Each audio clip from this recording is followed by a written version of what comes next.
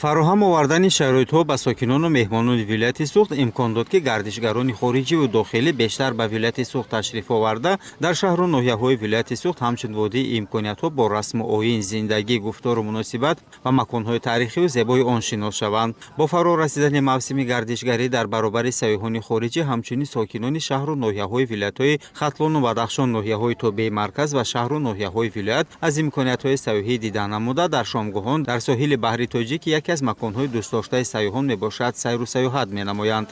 сайёҳони ҳамаи минтақаҳои ҷумҳурии Тоҷикистон мо инҷо вохӯрдем, ҳам аз минтақаҳои Бадахшон, ҳам аз Кӯлоб мо шинос шудем, аз наздик онҳо кардем. ниҳоят боду ҳаво нағз бо ташаббуси пешвои муаззими миллат, асосгузори сулҳу ваҳдати миллӣ, ҳама ҷо ниҳоят Тоҷикистон зебо шуда истодааст. дар баробари шаҳри Хуҷанд ва дигар шаҳру ноҳияҳои вилояти суғд дар шаҳри Гулистон низ шароитҳои мусоид барои сайёҳату барқарор кардани саломатӣ фароҳам оварда шудааст ки аз ин имкониятҳо сокинон самаранок истифода бурда бо аҳли оила ва дӯстону наздиконашон ба сайри шомгоҳӣ мебароянд. барои барқарор намудани саломатӣ, барои истироҳат, барои истифода бурдан аз ин имкониятҳои васеъ ки барои сокинони вилояти суғд, хосатан барои сокинони шаҳри Гулистон дар инҷо шароитҳои бисёр ҳам мусоид фароҳам овардааст.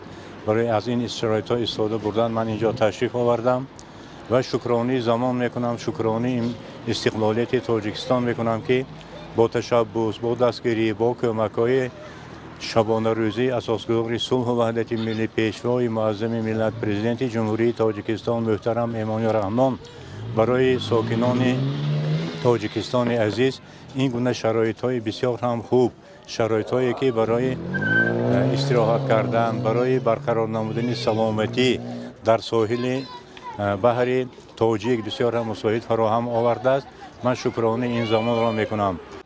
истироҳатгоҳ, фароғатгоҳҳо, гулгашту роҳравҳои чароғон ва насби таҷҳизотҳои варзишӣ барои барқарор кардани саломатӣ ва обутоби бадан, ташкили бозиҳои гуногун барои наврасону ҷавонон ва чархофалакҳо дар шаҳри Гулистон бо боду ҳавои тоза диққати гардишгарони дохиливу хориҷиро бештар ҷалб намудааст ва калонсолон бо набераву абераҳои худ дар соҳили баҳри Тоҷик истироҳату фароғат мекунанд. аслан гуфтан мумкин аст ки сайёҳат дар ин минтақа, яъне дар шаҳри Гулистон бениҳоят беҳтарин аст. манзараҳои зиёд зебо дорад, шаҳрҳо чароғон, бениҳоят шароитҳо ҳаматарафа фароҳам оварда шудааст ки имрӯз кӯдакон гашту гузор мекунанд, яъне бозӣ мекунанд. бениҳоят шароитҳо хубанд. дар соҳили баҳри Тоҷик низ ҳама ва обозӣ карда истоданд ки бениҳоят боду ҳаво фароҳам аст. Тоҷикистони моро беасос биҳишти рӯи замин намиданд.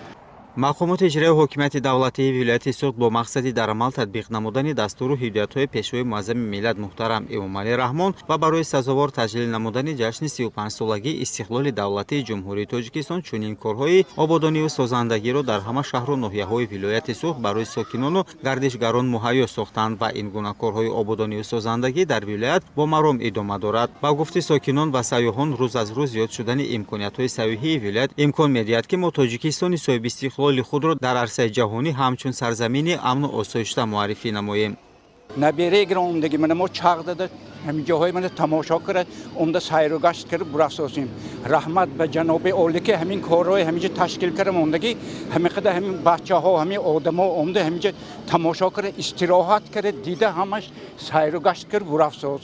мувофиқи маълумоти шӯъбаи рушди сайёҳӣ назди мақомоти иҷроии ҳокимияти давлатии вилояти суғд дар сомонаҳои иҷтимоӣ ва сомонаи расмии шӯъбаи мазкур харитаи сайёҳии вилоят ва имкониятҳои сайёҳӣ бо аломатгузорӣ ва хизматрасониҳои ширкати сайёҳӣ дарҷ гардидааст ки он ҳамчун роҳбалад ба сайёҳон хизмати электронӣ мерасонад. Қудратло Раҳматуллоев, Саидулло Арслонов, ахбор.